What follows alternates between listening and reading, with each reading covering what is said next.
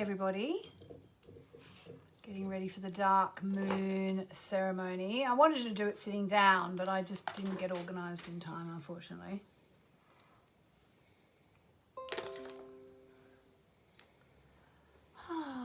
How is everybody? Are you ready for some dark moon work?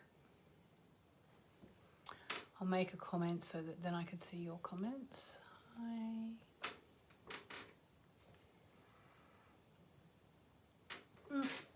I think I need my hair a bit zhuzhed up. All right, here come the spammers. Hopefully you find them relatively easy to identify and you can just report them, and we'll do our best. My husband Olivier is going to be downstairs. Instagram is vertical. That's all right, darling. Trying to delete them as much as he can ASAP. I always tell him I need him to help me on these things and he never believes me. True? True.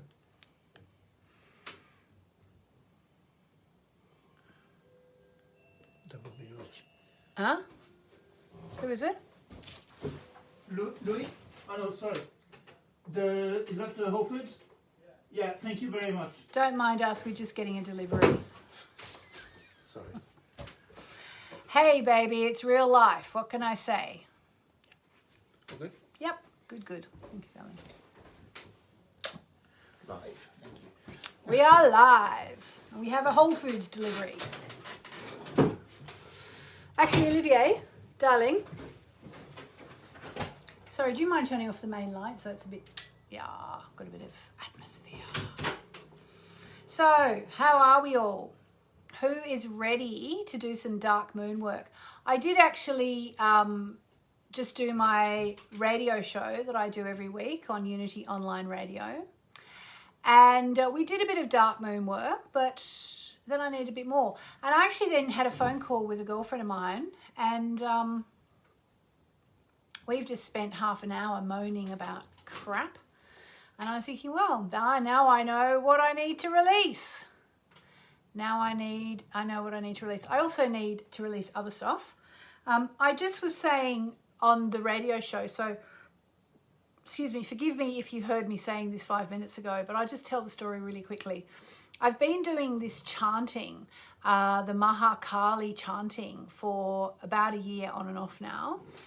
And I suddenly kind of hit the wall, and it was combined with something that's going on, which is not bad. Please, God, touch wood, it's all good. Thank you, God, Goddess. But it was giving me a little bit of a scare. And anyway, around the same time, I didn't realize what it was, but I suddenly started to think, I don't want to do the chanting anymore. I'm too tired. I can't do it. I started to have really a physical, visceral reaction to it. And I realized it was because I was about to start addressing a new layer of fear that I just didn't want to address. So, and I've been thinking a little bit about that lately, and you know, funny enough, some of the memes people have been posting on my Facebook pages, the groups that I've got, like the Sun, Moon and Stars community and the subscriber circle and all that, have kind of made me realize, you know, that when when you read one of these things and it really speaks to you about, you know, we have to go through this stuff. We have to face our fear, because if we live in fear, then it's a life half lived. And all the messages I've been getting about this is keep on working through your fears, which is easier said than done, let's face it. And then eventually, you know, you come out to the other side, and goodness knows what you come out to the other side with if you face all your fears. And, you know, I think in some ways it's better to face your fears, because then they go away, as opposed to completely eventually overtaking you, or God forbid, Goddess forbid, manifesting. I'm just going to see if I can block this lunatic. Block. You are blocked. Goodbye. Seriously, I mean, come on. Do these people, you know, have you ever seen a video of what they do? They have people with a row of phones, like rows of phones, maybe, I don't know, 10, 20 phones on a row, in about 5 rows. And they literally are just there, ping, ping, ping, ping. Like they're literally waiting for this dark moon ceremony to start so that they can start putting up all their spam. And please don't fall for it, okay? Don't fall for it. I can't just delete them all because I can't do that and talk at the same time. But hopefully Olivia will be downstairs. All right, okay, but don't click on anything in the links and don't click on anyone who's pretending to be me. I have a blue tick now on Facebook, not on Instagram yet. That might follow. So unless it's me with a blue tick, it ain't me, because the latest thing that started happening is that people are calling themselves by my name or Kyle Gray's name or Colette Barron Reed's name, and then writing in the comments as if they're me. But honestly, you can see me. I can't be writing any comments right now, and I have a blue tick. Blah, blah. Ta-da to the tick. All right, so let's talk about the dark moon. Let's talk about the dark moon. First of all, what is the dark of the moon? Well, let's just quickly consider the whole of the lunar cycle. Okay, there are 8 main phases in the lunar cycle. All right, so we'll just run through them really quickly. The first one is, of course, the new moon. Then we get the crescent moon, which is when the moon becomes visible after having disappeared, and that's the crescent moon. Then we get the first quarter moon. That's when the moon looks like a half moon on the way to the full moon. Then we get the gibbous moon. So if we make our wishes at the new moon, the gibbous moon is the phase before the moon is full, and gibbous actually means bulging, and it makes complete sense to me as a moonologer because the moon is now bulging with all our hopes and dreams. Then we get the full moon, which is in some ways a big emotional explosion, and also lets us see what is and isn't going to manifest, and also is the time to surrender whatever hasn't happened for you yet to the divine. Then we get the disseminating moon, which is basically where you share your experiences. The third quarter moon, which is when, again, the moon looks like a half moon, but this time on the way to the new moon. And then we get the balsamic phase, which is what we're in now, which is just before the new moon. And it's actually in the balsamic phase that we get the dark moon, okay? And as I said today on the radio, and I'm saying again, the reason why I didn't include the 9th phase, the dark moon, in my book Moonology, which came out in 2016, was because I had just started to work with the dark moon at that point. And it's actually not astrology. And I was trained by mentors in astrology, and the first one I ever had was really, I could swear, really effing strict. She was like, you have to know your stuff, you have to maintain the integrity of astrology, you can't bring astrology into disrepute, all that kind of stuff. And so I took it very, very, very seriously. I took what she said extremely seriously. And so in a way that almost precluded me doing something like including something like the dark moon, which isn't strictly astrology. And I suppose now I've been doing it for 20-25 years, and I feel I know my way around the astrology chart and the lunar cycle well enough to say, you know what, I am actually really into the dark moon. The dark moon really works for me. It really serves me. It really serves you. And so that's why, and it started by accident actually, that I was going to do a new moon ceremony. And at the last minute, I realized, oh, hang on a minute, I've mistimed it. And it's actually the end of the balsamic phase, because you get the balsamic phase and then we go back into the new moon. And it was the dark moon phase. And I thought, well, maybe I could do a dark moon ceremony. So that's kind of how these came, and I've continued to do them because I just feel it's so important. Like, many of us here are manifestors. We're here because we want to shape our lives, and one of the most important things to do before you manifest is to clear out all the CRAP. Okay, so that's basically what we're going to be doing now. So the dark moon is basically the time before the new moon, and the new moon, I will be doing a ceremony tomorrow, a ritual tomorrow. And that will be on the Hay House page. I'm not sure if we've got that on the events page. If we haven't, I'll put it on there. Or maybe Olivia, if you're listening, you could make sure that it says it's on the Hay House page. But definitely it's on the Hay House page tomorrow. So basically, you know, what we could say about the dark moon is it's the last chance to clear out our CRAP before the new moon. Now, why do we want to do that? Because tomorrow, when we're doing our new moon work, we need to be energetically and emotionally clear, okay? Because the new moon is all about manifesting. And in some ways, you could say that the new moon, you kind of manifest even if you don't mean to manifest. It's like 24/7 it's like that. It's not just at the new moon, because people think, oh, okay, so tomorrow at 5 p.m. I'm going to be manifesting. It's not like that. We are all manifesting all the time. Like, we are manifesting our lives. And what I'm trying to teach is how to do it more consciously in line with the lunar cycle, which is how people have done it for thousands and thousands of years. So if you've tried manifesting, if you've tried some other methods of manifesting and you haven't really had very good results, chances are you weren't doing it at the right time. So new moon is the time to really get really clear on your intentions and send them out into the world, and that's what we're going to be doing tomorrow. But what we're doing today is ahead of that, we're clearing out all our CRAP, because guess what? What you put out is what you get back. So if you're putting out lots of fear and anger and upset, you know, I told you I had a bit of a moaning conversation with a girlfriend of mine in the last hour, and I was moaning about this and that, and this happened and that person and blah, blah, and she was moaning about her stuff, and blah, blah. And it's like, yeah, that's all the stuff I need to release, okay?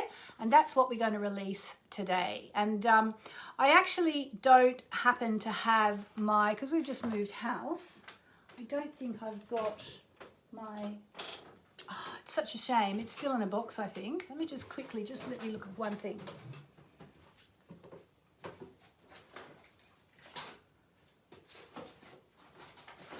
No.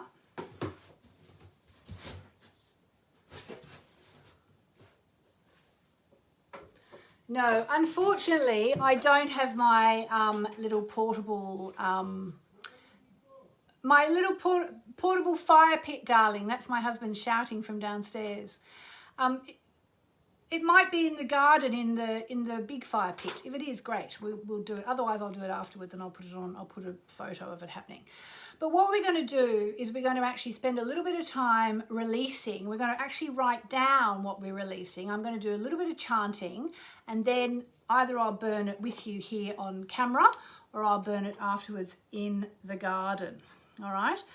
So those of you who know what I do, who've been following me for a while, know that I love particularly to work with goddesses. Now, goddesses are becoming an increasingly dangerous territory to work in. I'm not going to sugarcoat it because of the whole thing with cultural appropriation, with people saying, you know, well, you're not Hindu, how can you work with goddesses? And you know, and also, you know, oh, they're feminine, like, is that sexist? You know, there's always going to be issues coming up like that. And I've told the story before about how I came to work with goddesses, but I'm just going to just really briefly reiterate it for anyone who doesn't know. This is, and I hope I won't be accused of cultural appropriation, and I hope I'm not culturally appropriating, but for me, working with goddesses changed my life. So I'm just going to tell you a story in like 30 seconds, hopefully, of how this came to be, maybe a minute. So basically, I was raised Catholic. And growing up, I felt very strongly that I loved Jesus. I always thought Jesus seemed like a really fantastic, you know, figure. And I had to go to church every Sunday, which I didn't really like that much because I found it a bit boring and dry. And with Mary, I always felt very intimidated by Mary because I felt like she was too good and I was not good enough. And I'm talking about when I was a teenager. Younger and a teenager, and feeling like, you know, Mary was this amazing, perfect woman, and obviously I was completely imperfect. Anyway, that was all fine, and I was on my merry little spiritual path, you know, I went to the Catholic church, and then I moved to London in my 20s, and then I actually thought, well, I'll give the Church of England a go because Catholicism wasn't really working for me, and I went to this church here called St Mark's on the Rise, Battersea Rise, where they basically told me that all my friends were devilish because they wanted to go out and have fun in the pub, and that I would have to leave all my friends. So I didn't really like that. And then I kind of wandered, and then I started to learn to meditate. I went back to Australia, I learned to meditate, and that just changed my whole life when I started to learn to meditate. And I learned from a woman who learned, I believe, from the Maharishi Mahesh Yogi, I think that's how you say his name, who was the fellow who introduced transcendental meditation to the West. She basically took a lot of his stuff and taught that, along with a whole lot of other stuff, including stuff that I now know was the Landmark Forum and EST therapy and all that. So I did that, and that completely blew my mind and changed my life. Then I ended up, so I'd been meditating for quite a few years. I ended up having a really, really toxic relationship, and as I came out of the recovery process, I thought, well, obviously my love life sucks and it's going to suck forever. I'm never going to get married. It's never going to be for me. What would be my second choice? And I thought, well, my second choice would be to go and live in Paris, as you do. I was living in Australia at the time. I have a British passport and an Australian passport. I've got both. So I was like, okay, well, I'll go and live in Paris. So I went to live in Paris, met my husband, but I'm jumping ahead. Went to live in Paris, went back to Sydney for a summer, and had a conversation which ended up with me, because I didn't have anywhere to live, because I'd rented my place in Sydney, I'd rented my place in Paris, sublet, I had nowhere to live for 5 weeks, met someone who said, why don't you go to India, go to this ashram. So I went to this ashram, amazing place, and that's where I started to really learn about goddesses and chanting. And that was 15 years ago, and it's really shaped my life. And having felt like I had no place in the Catholic Church, and I really couldn't find my place in the Church of England, couldn't really find my place in Christianity, because I'm very much about feminine power. And, you know, women in the Christian church, they don't really have much of a place. We've only got basically Mary, who was, you know, a virgin and had a baby, and Mary Magdalene, who for a long time was regarded as a prostitute. So we had the virgin and the prostitute. So it didn't really appeal to me on that level. It didn't appeal to my inner feminine power. And my heritage is basically, I mean, if you had to boil it down, it's Maltese and Irish, which just happen to be, Malta is known as the home of the goddess. There's a place there called Hajaim, which is the oldest freestanding building on the planet that's still standing. And it was the home to the goddess. So it's believed. And obviously Ireland has a massively rich history of Celtic goddesses. And so I feel like, well, it's kind of in my DNA. And it was when my son was born, he had some really powerful goddesses in his chart. It threw me into a learning thing of that. I started doing talks in Australia about various goddesses. And here I am, and I keep going back to India. And the chant that I'm going to do, I learned from my teacher in India, Sri Shakti Narayani Amma, at the ashram where I've been going on and off since 2005.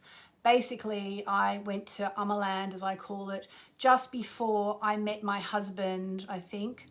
And yeah, I went just before I met my husband, and I basically released all my past love affairs. Every boyfriend I'd ever had, I just left them all and took them all out of my heart and all out of my head, and had an amazing time, 5 weeks in India at the Sri Narayani Peedam. If ever you want to go there, I highly recommend it. And flew back to Paris, got off the plane, made a phone call to a girlfriend in Charles de Gaulle Airport, and made a date with her.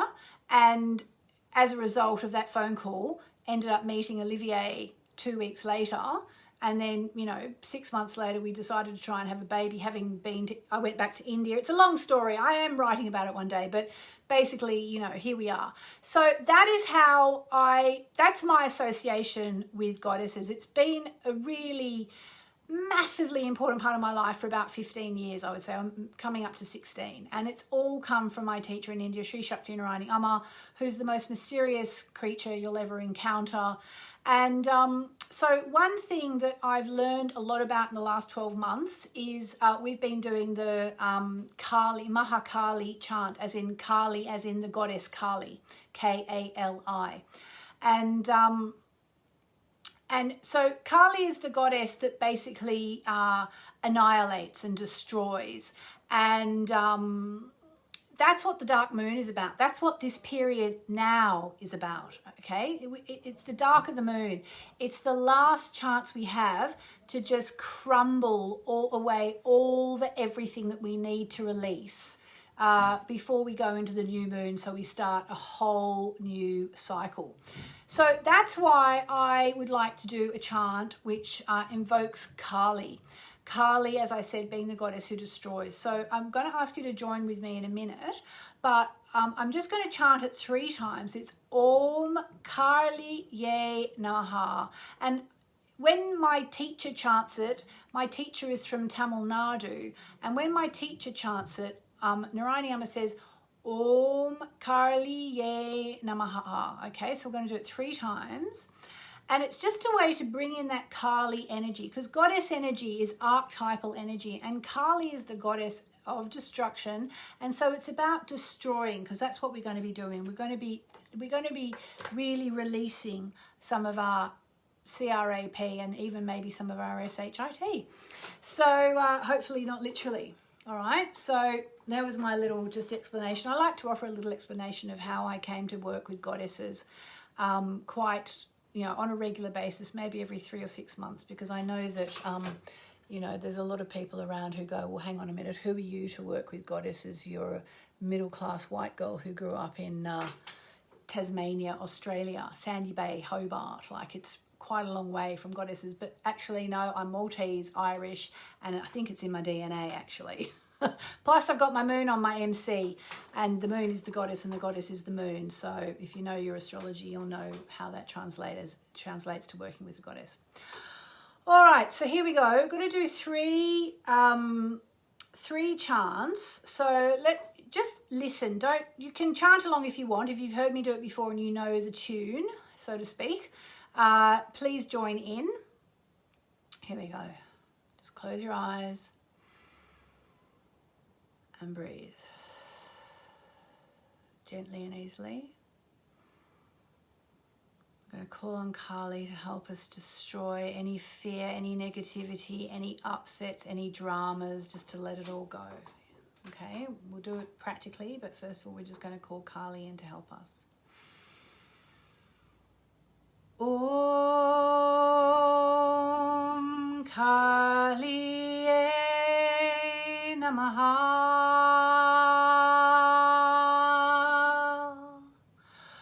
Om Kali Namaha.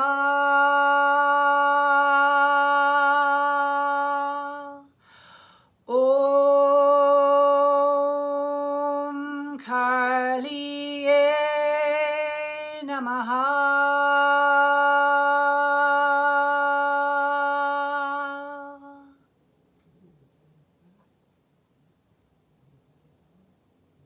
We honor Kali.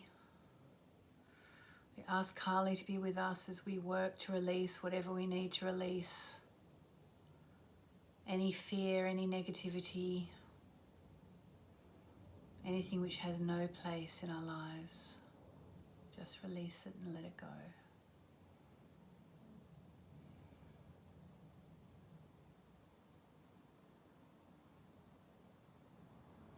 So maybe let me know in the comments what you're releasing. But we're going to write it down as well. Okay? And I'm going to ask you to burn it, but don't burn it. Don't burn the house down. All right? Just write down one thing that you're releasing. Just one thing. You can write it in the comments or you can write it below. So just say, for example, you've been having an upset with someone. Whether you think they're right or you think they're wrong or you think you're right or you think they're wrong, you're wrong or whatever.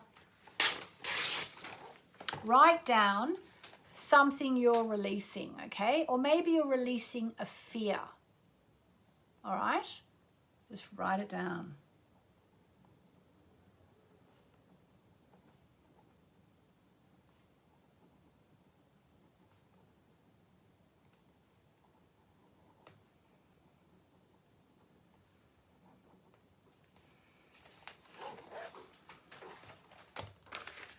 and just scrunch it up lightly because it's easier to burn when it's lightly scrunched, okay?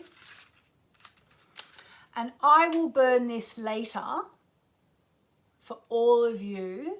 If you haven't written it down or if you've just put something in the comments, I will burn this later for all of us. And I will take a picture of it and I will put it on social media. I'll put it on Facebook and I'll put it on Instagram so you can see that I've done it, and I will do it for all of us, okay? But before we do that, we're going to offer it to the divine. And I said that my teacher in India is called Sri Shakti Narayani Amma, and the chant at the ashram where I've been going for all these years is Om Namo Narayani, which means I surrender to the divine, or I surrender to the divine mother. And we're going to surrender this fear to the divine mother, or this upset or this drama or whatever you've got. I'm surrendering a fear. We've all got fears. The more we can get rid of them, the better. And I found a lot of my fears came up in lockdown. Don't know about you. Here we go. Om Namo Narayani.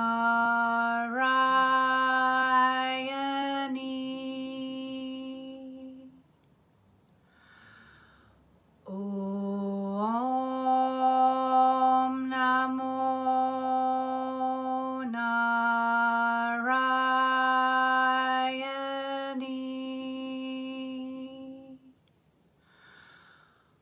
Om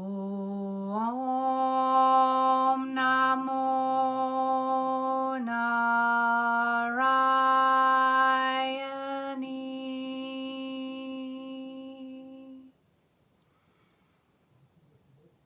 Divine Mother, we surrender our fears, our worries, our concerns, our upsets, our dramas, anything negative,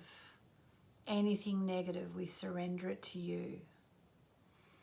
Thank you for helping us transmute this into the ethers so that we may go into the new moon, a clear ringing bell.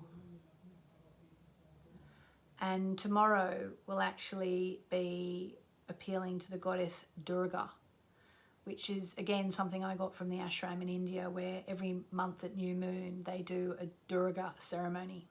And I say Durga because I've been taught there to say it properly, and that's how they say it, Durga. Like normally we might say Durga, D-U-R-G-A, Durga. I'm just doing what I'm told. Okay, and Durga is the goddess that gives us courage and strength. Okay, so tomorrow we'll be appealing to Durga to give us courage and strength. So I will burn this for myself and for everybody in the next very short amount of time. Okay, so it would be better if I could burn it now, wouldn't it? But I just don't have anything to burn it in.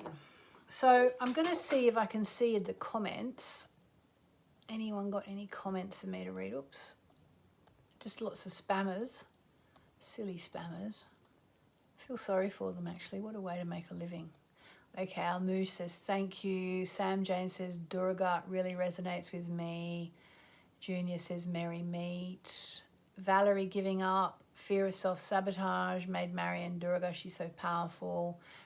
Joyce releasing control. Brilliant. So you're all doing it. Okay. All right. So that's the best I can do without a fire, because what would be really good now is if I could share the fire with you. But I don't have anything because we just moved house. All my fiery stuff is still in a box, but I am going to burn this on your behalf. Okay. And just as you go about your business tonight, just keep releasing it and ask Kali, the goddess of destruction, to help you release any negativity, any fear, anything negative whatsoever. And I'll be back tomorrow with my new moon ceremony. And look, if it's not on Hey House, it'll be on the events page. There's a bit of confusion going on. We haven't really sorted it out, to be completely frank. All right, so let's do a card. We'll finish with a card. What do we need to know about what we are releasing? What do we need to know about what we are releasing? Thank you for all the lovely comments. I can see them. What do we need to know about what we are releasing? Are you ready? Oh my God. We actually got the new moon in Aquarius card. Bring love into the situation. Now that is so cool because I said to you, I've been releasing fear all through lockdown. I've been releasing seemingly, touch wood, one fear after another after another. I'm a moon child. We have our concerns. We worry. I don't know about you. And I've been releasing one. I mean, COVID freaked me out. Like my friends, some of them think I'm a bit crazy because I've been worried. One fear after another. And what do they say when you go to those self-help workshops? What do they teach you? They teach you there are only two truths, fear and love. So as I talk about releasing fear, and everybody, whatever you're talking about, whether you're releasing inadequacy or releasing your divorce or releasing your fear of abandonment, it's fear, And this card is so good. It says, bring love into the situation, okay? Bring love into the situation, and also, ask yourself, what would love do? What would love do? Bring love into the situation and release the past. So there we go. So I hope that has helped you a little bit. Really, we're just getting primed for the new moon ceremony tomorrow. But I will go down right now and burn this for you and for me. If you wrote it down on a piece of paper, scrunch it up lightly, hold it over the sink in the kitchen or the bathroom and burn it. Do not burn the house down. And I'll be back tomorrow. I'll go and do it in the garden for all of us. Karen's saying she's getting chills. That's beautiful.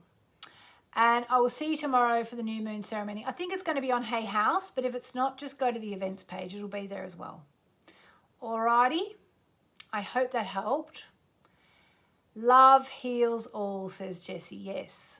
So bring love into the situation. Love is all you need. That's nice. That's what my husband and I and my son, even in a bit he's involved, we say that's our theme song. Love is all you need. So let's just focus on that for one more second. Bring love into the situation. So love can also be gratitude, Like when you're filled with great gratitude, that is like being filled with love. So bring love into the situation and love yourself and love whoever's upsetting you and love your life.